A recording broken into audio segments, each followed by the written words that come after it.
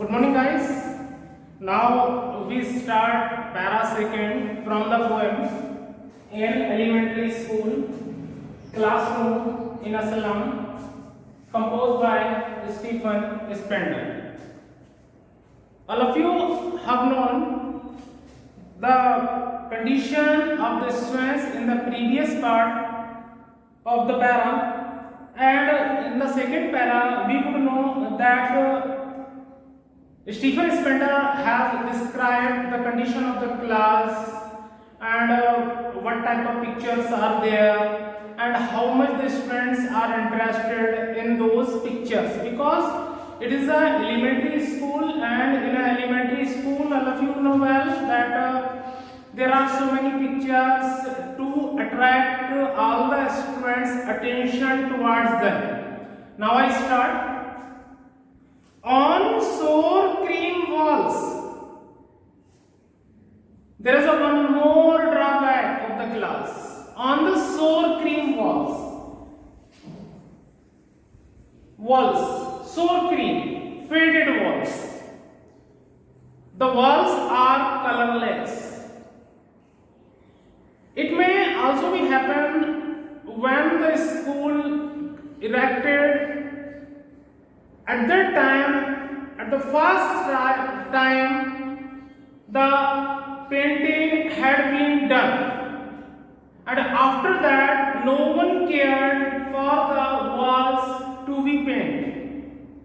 ऐसा हो सकता है कि पहली बार जब स्कूल बना हो तभी उन दीवारों पर पेंट हुआ हो, उसके बाद या हुआ भी हो तो इतना लो क्वालिटी का हो, और आफ्टर दैट किसी ने भी उन दीवारों के पेंट के लिए ध्यान नहीं दिया, और उन dीवारों का जो पेंट है वो पूरी तरीके से उड़ चुका है, सोर हो चुका है, फेडेड हो चुका है, कलरलेस हो चुका है.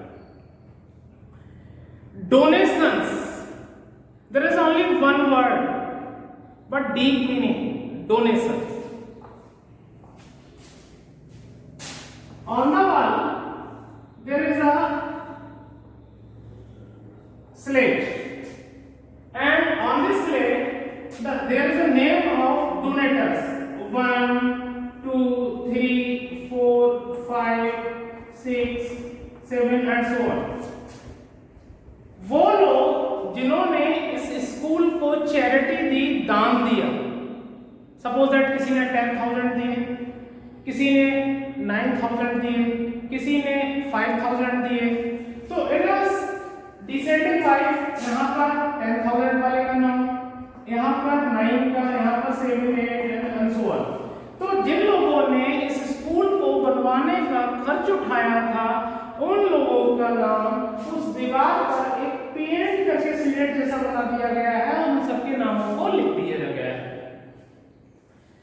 शेक्सपियर्स had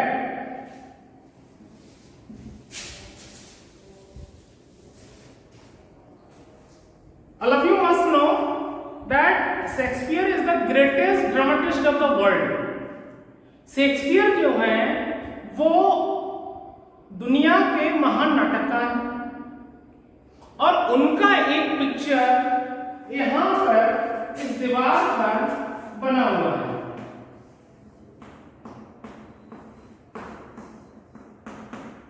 अब क्यों बना हुआ है? To inspire those students that they also do such work as William Shakespeare did. आप प्रिंसिपल सर के कमरे में जाएं, किसी गवर्नमेंट ऑफिस में जाएं, तो आपने देखा होगा ऊपर भगत सिंह का, महात्मा गांधी का, जवाहरलाल नेहरू का, या हमारे और ग्रेट लीडरान हैं, या कोई वॉरियर हुआ, शिवाजी महाराज हुए, रानी लक्ष्मीबाई हुई, जो अंग्रेजों के खिलाफ लड़ी थी, तो उनका पिक्चर होता है. वो पिक्चर क्यों होता है? वो केवल एक दिखावट के लिए नहीं होता, वो इसलिए होता है कि हमारा कैरेक्टर भी इन जैसे लोगों के लिए, इन जैसे लोगों के जैसा बने, जैसे ये लोग अपनी आने वाली पीढ़ी को कुछ ना कुछ देकर गए, वैसे ही हम भी अपनी आने वाली पीढ़ी को कुछ ना कुछ देकर जाएं. इसीलिए विलियम शेक्सपियर का एक पिक्चर है बच्चों को इंस्पायर करने के लिए क्लाउडलेस एट dawn। जब आप छोटे छोटे क्लासेस में रहे होंगे तो एक काम आप लोगों ने जरूर किया होगा कि इस तरह से ये पिक्चर बनाई होगी और यहां पर एक तरीके से हार्ट, यहां पर ट्री ऐसे, और यहां से एक नदी निकलती हुई ऐसे, और यहां पर कोई भी बादल नहीं, देयर इज नो क्लाउड। तो इस अगले वाले 3 वर्ड्स में कह रहे हैं कोई कि एक there is one more picture of the cloudless dawn। Cloudless at dawn, dawn means होता है सुबह, सुबह का पिक्चर है, सूर्य निकल रहा है और आसमान में कोई भी बादल नहीं है। Tireless valley, there is one more picture of tireless valley. देखिए अब टायरलेस वैली क्या है, ये 2 पहाड़ों के बीच में बहुत ही खूबसूरत वैली है जहां पर डिफरेंट टाइप्स ऑफ फ्लावर्स पाए जाते हैं। वो एक ऐसा नेचुरल प्लेस है जहां पर अगर कोई जाए और जाने के बाद वो वापस आने का मन नहीं करता है। ओपन हैंडेड मैप, एक मैप भी है, जैसे हमारे कंट्री इंडिया का मैप होता है डिफरेंट ऑफिसेस में बच्चों को बताने के लिए कि देखिए भाई ये इस तरह से मैप है और ये साउथ में, साउथ के नीचे यहाँ पे क्या होती है, श्रीलंका होती है, इस तरह से बताने के लिए। या नॉर्थ में हमारा क्या होता है, ये कश्मीर होता है, इस तरह से, और ये वाला साइड बताने के लिए। इसी तरीके से वहां पर एक मैप है बच्चों को डिस्क्राइब करने के लिए कि उनका प्लेस क्या है, कौन से फेमस प्लेसेस हैं, इस तरह से। Awarding the world it's world, you know well, जैसे suppose it is the India map, उसमें फिर स्टेट्स के मैप होते हैं।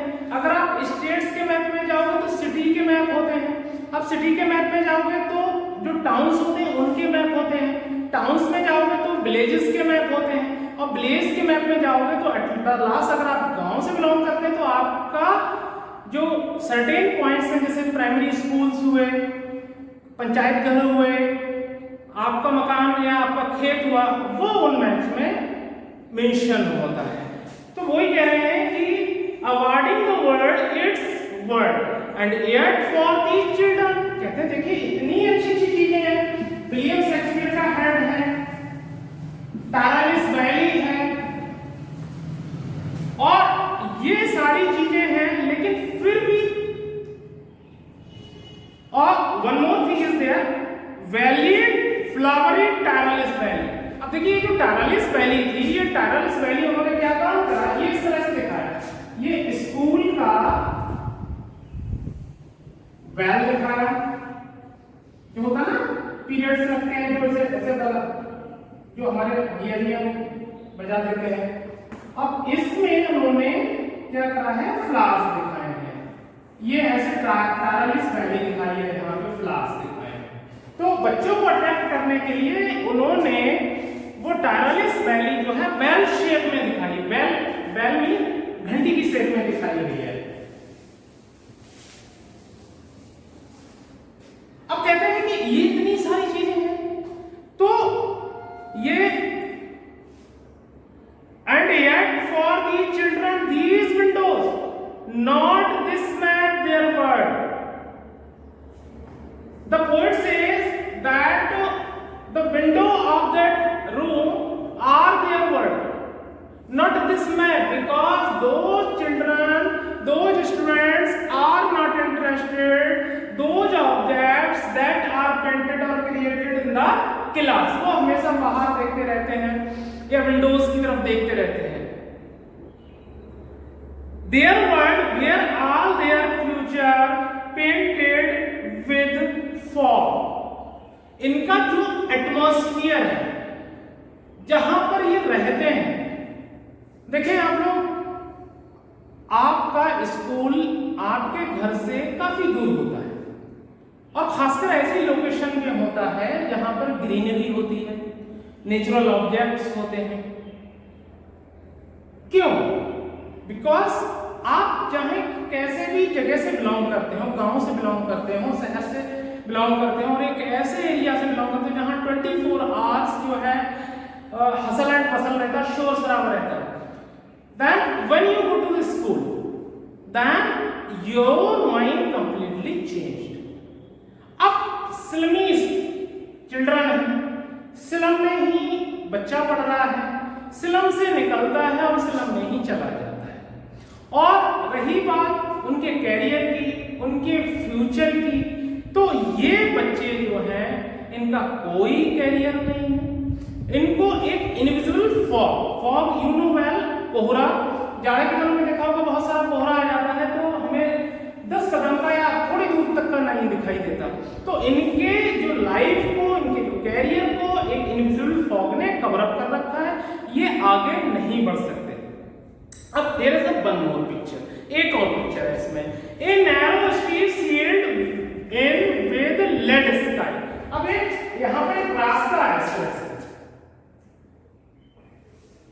ऐसे, ये कुछ दूर तक तो जाता हुआ दिखता है और उसके बाद यहां पर क्लाउड्स हैं और ग्रे स्काई के बाद ये जो रोड है वो सील हो जाता है, ये बंद हो जाता है। ऐसा एक पिक्चर है।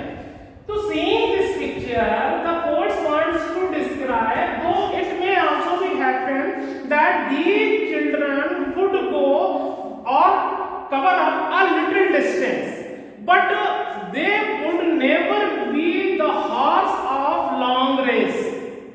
ऐसा हो सकता है कि थोड़ी दूरी तय करें बच्चे, थोड़ा पढ़ लें, लेकिन ये लंबी रेस के घोड़े नहीं हो सकते।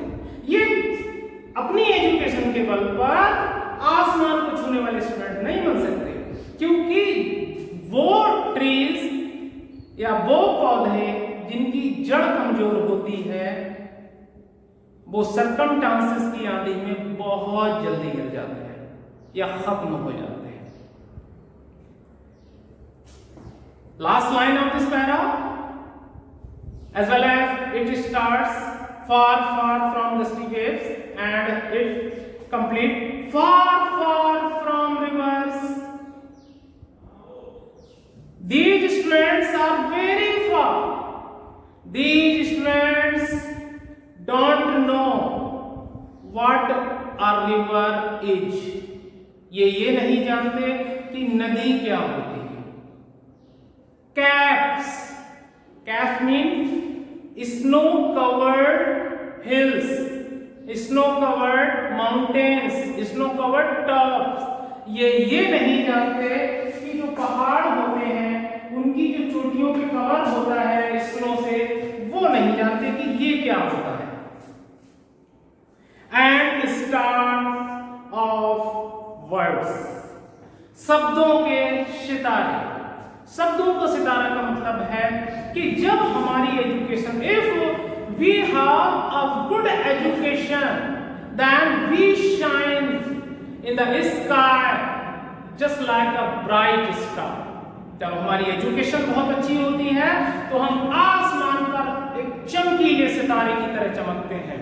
ये हमारी एजुकेशन ही होती है जो हमारी जिंदगी को बहुत लो लेवल से बहुत ऊपर तक ले जाती है। तो जिन बच्चों की जब अच्छी एजुकेशन ही नहीं है तो इनका सितारा बनने का तो कोई मतलब ही नहीं बनता। Thank you.